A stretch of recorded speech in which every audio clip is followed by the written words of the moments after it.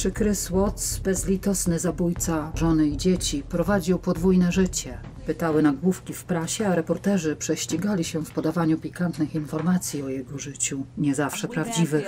Chris Watts, former lover. W poszukiwaniu rozgłosu ludzie przyjeżdżali z najdalszych zakątków Stanów Zjednoczonych, aby przed kamerami telewizyjnymi opowiedzieć o znajomości z nim. Sam Watts wydawał się zaskoczony, ale usatysfakcjonowany zainteresowaniem ludzi z 3/4 globu. Jednym z nich był Trent, młodzieniec z Wyoming, stanu położonego na północ od Colorado, o niezapomnianych widokach i niewielu mieszkańcach. Trent jest pielęgniarzem, próbuje znaleźć pracę w lokalnym szpitalu i z oburzeniem zaprzecza pogłoskom, jakoby w wolnych chwilach zarabiał na miejskim deptaku, oferując panom swoje towarzystwo. Thing that was written about you is that you're a male escort. Are you a male escort? No, I am not a male escort. Bolty miał do przekazania ważne informacje o Wattsie, skontaktowano go więc z agentką CBI Tammy Lee. You go right here and I'm gonna have you that chair. Perfect. And we'll just hang until they get here. Trent przyjechał na spotkanie punktualnie, ale okazało się, że agenci Coder i Lee są nieobecni. Nie ma ich w budynku. Trent musi więc na nich poczekać. Reminds me of 48 Hours.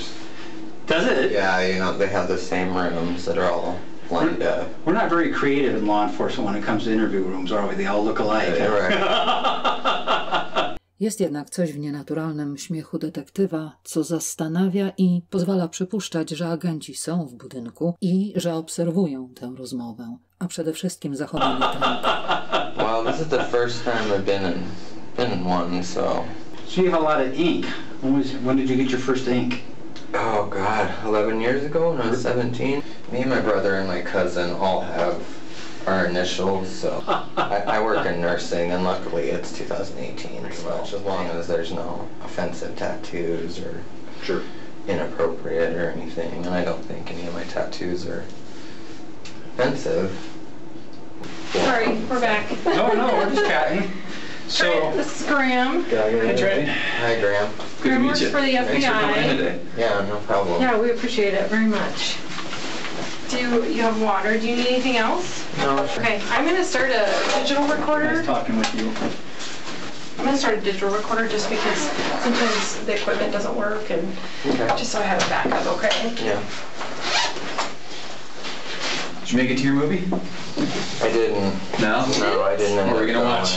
The guy I was seeing, I was gonna go see Crazy Rich Asians. Oh, I heard that was good. Oh, my daughter just watched that. I hope it's appropriate for kids. Yeah, now that she's well, there. I think it's kind of like a teen romance comedy. Oh, it is? Yeah, I think so. So I just want to show you my credentials. I know you were talking about that. Someone had talked to you and they were fake law enforcement before, so I just wanted to... When was that? That was about... Today is Wednesday, correct? Yep. Yeah. That was Sunday. Awesome, thank you. So Trent, obviously we're talking to a lot of people in this case. You can imagine, I mean, people are coming out of the woodworks. So it's kind of our job to kind of vet people out and kind of see who's being truthful, who's not. So yeah, so I just want to tell you today that, you know, we've talked to people that were not truthful and we've talked to people that are very truthful. So we just need you to tell us 100% truth today. And if we ask you a question today that you don't know the answer to, please just tell us you don't know instead of making up an answer. We just need to make sure that everything we talk about today is the truth, okay? Okay. So do you want to kind of just start from the beginning and how you met Chris and how all of that went? I met Chris on Meet Me, which is a social media app. He reached out to me and messaged me. It's pretty much small talk. I mean, I can't give you verbatim. Can you give me just generalizations? Yeah, I mean, hey, how's your night going? Blah, blah, blah. He complimented me on a picture. Complimented me on my lips.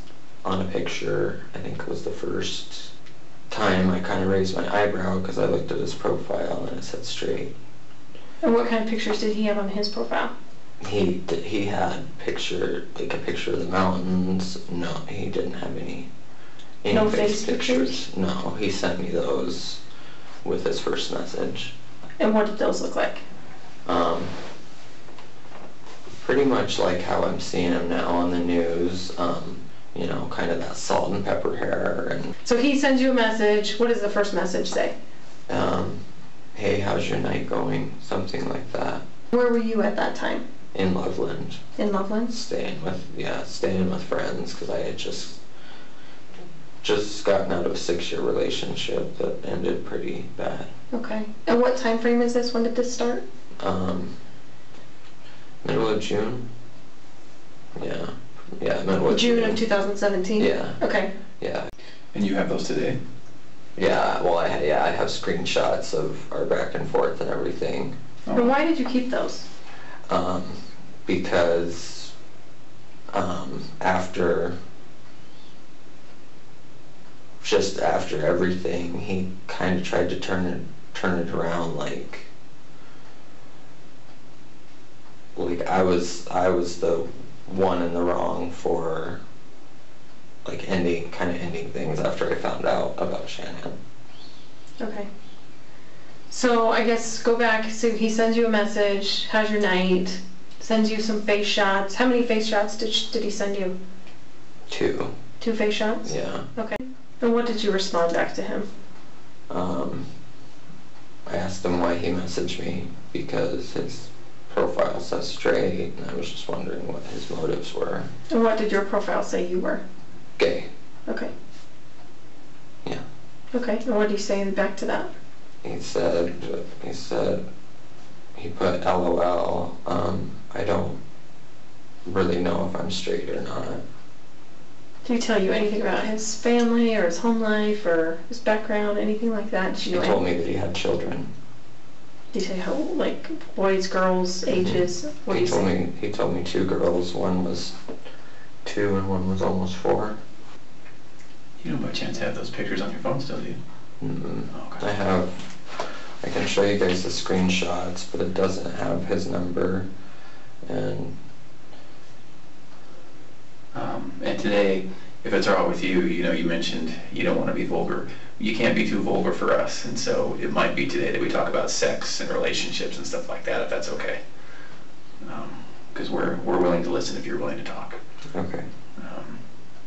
What did he look like when you met him? Because we've heard that he's kind of changed over the last year. When I met him, he wasn't necessarily heavy, but he wasn't fit like he was come December, January. Did you ever see him with his shirt off? Mm-hmm. What do you remember about what he looked like? How would you describe him? Like the last time I saw him with his shirt on? How about the first? The first, just average. I mean, he really didn't have a belly or anything. I mean, because he wasn't heavy like he was in that video in 2012. Oh, the YouTube one? Yeah. Mm-hmm. Did he have any piercings or scars? Not that I remember. His tattoos. He has a tribal tattoo on his back, tattoos on his arms. Okay.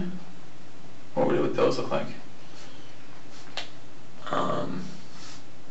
I don't remember exactly it's hard to explain a tribal tattoo. Okay. So when did that transition, the flirtiness, like what month, or like when did you kind of see that this is becoming more than just like flirting on meaning? I gave him the address of where I was staying, and he was over there in probably 25 minutes.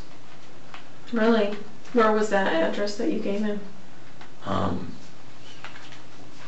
don't know if those friends still live there, but it's That's fine. right off I-25. Sorry, the address I mean? I don't know the exact... What's their name, because we could find it from where they used to live. We just wanted to verify that what that address was. TJ Jackson and Will. And Will Jackson? Are they friends of yours, or? They were, but things ended really bad there. I was staying there because I was getting out of a toxic relationship. So were they a gay couple as well? Mm-hmm. TJ and Will? Okay. Yeah. So TJ and Will are gone when Chris comes over?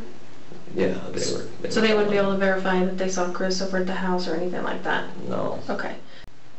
Like what's he driving, what's he wearing? He was driving his, and I don't know, it was, yeah, I want to say around 2006, Ford pickup. He was very, very shy, wouldn't make eye contact with me at first. And then he pretty much just kind of started taking my clothes off when we were in the spare room. He was kind of the aggressor? Yeah. Okay. But I didn't say no or anything like that. And it's all right. I mean, it sounds clear to me that maybe there was some sex that night, so we can talk about it. Yeah. That's fine. Okay, so you guys are in the spare room, he's taking off your clothes, what happens after that? I performed oral sex on him. He performed oral sex on me. After that there was intercourse, and he pretty much panicked and didn't really say much to me and left after the intercourse was done. What happened after that? And then I didn't hear from him for about another 2 weeks, maybe 3. Yeah. And where did he say he worked? He didn't tell me the company, he just told me he worked for an oil and gas company. Tell me about what did his work clothes look like? Overalls. Like, are you talking jean overalls, like colored overalls, khaki overalls? What do you... Khaki overalls, but not like that khaki color. So what other kind of stuff did he say that could help us know that you were really talking to Chris? During that encounter? During that encounter that same night, Did you have him as a contact in your phone? No, when I started seeing this guy, I erased things between my ex-fiance and all those names and stuff.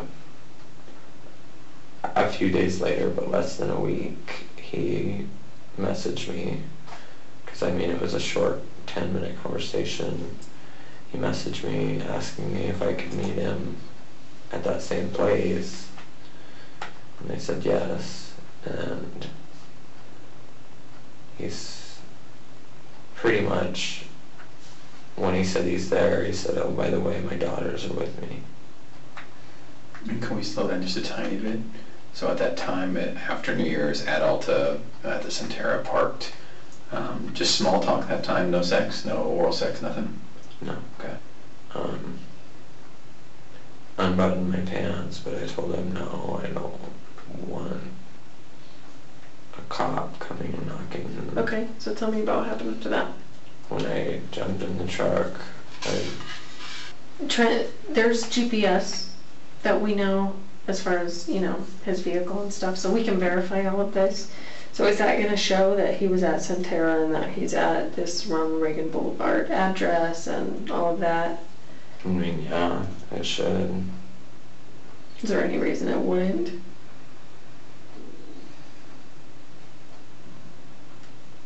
Not that I can think of.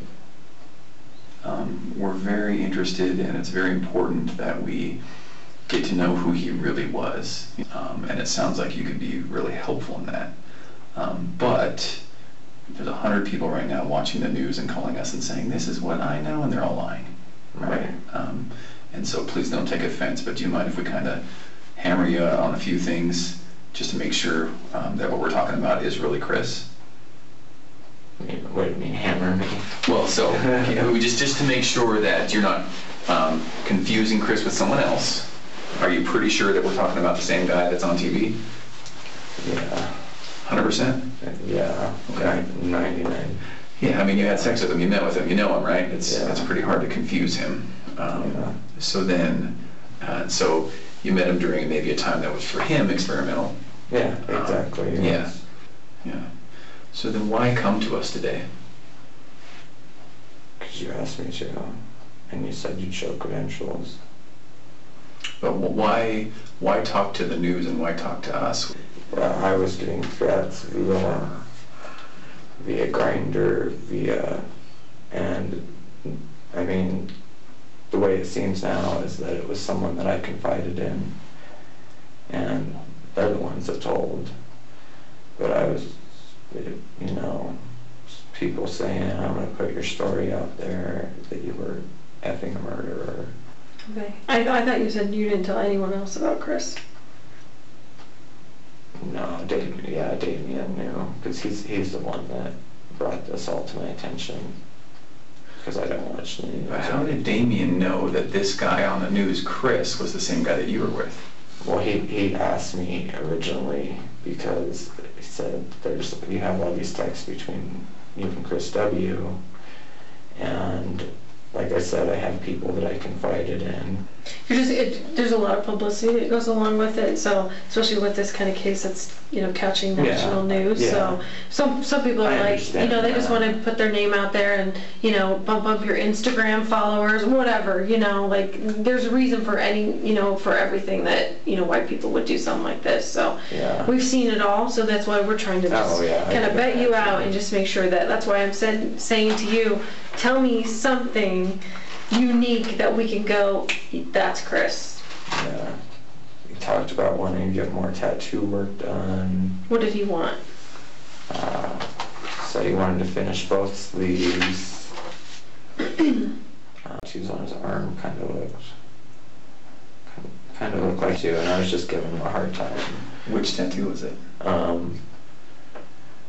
can't even make out what it is, but it's the one on his, it's one of them on his forearm, and it's supposed to tie into everything else, and I can't. You don't even know what it was? What the tattoo was? On his arms, I didn't really pay attention. Did you tell anyone when this was going on that you were seeing the married guy? I told Will about it, but I didn't say like names or anything. What would Will know about it? Just told him that someone came over that morning. And so tell me about those messages that you have on your phone. Like, I mean, you have 2 screenshots, right? Mm-hmm. They look fairly recent, right? That you took those. So where did you take those from that they're recent? Off my Damien's phone. So Damien has the phone that he used to communicate with Chris on? Yeah, I asked him if I could have those, and then he could erase everything else. So Trent, can we have kind of a tough conversation? Sure. Some of the stuff you're talking about is pretty hard to believe. And we're getting to the point where we're wondering if you're wasting our time.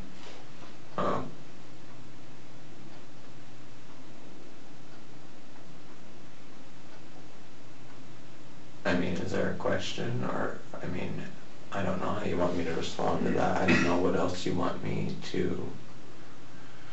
These are the challenges that we have, right? You told us that you watched the video over and over, okay? So we know that you're aware of everything that's out there, and all you've talked about are things that anyone else knows. You haven't brought forth any information. You're having sex with a guy in his car, and you don't know anything about him other than what the public knows about him, okay? You took $60 from him. You're a self-admitted booty call. And so now we're wondering if you're a hooker who maybe blew a guy who was a murderer and maybe feels guilty about it, or maybe feels like you're going to get in trouble about it. I don't know what's going on with you, but I don't know why you're here tonight. No, I'm not a hooker. Why are you here tonight? I've had it because she asked me to be here. No. Back up. The call's between you and Damien and your friends who are blackmailing you. What's that about?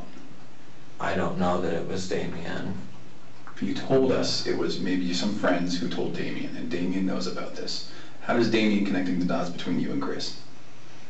Because I opened up to Damien back then about it when I thought that... And now you can't find his phone number. Well, I had cut every... Stop. Just stop. You see how that kind of doesn't make sense, Trent? Yeah. I mean, I see how it doesn't make sense, but I didn't ever think in this situation that I would have to recall every little detail. I'm not a hooker. You're not recalling any details, Trent. I'm not. On and on and on. I said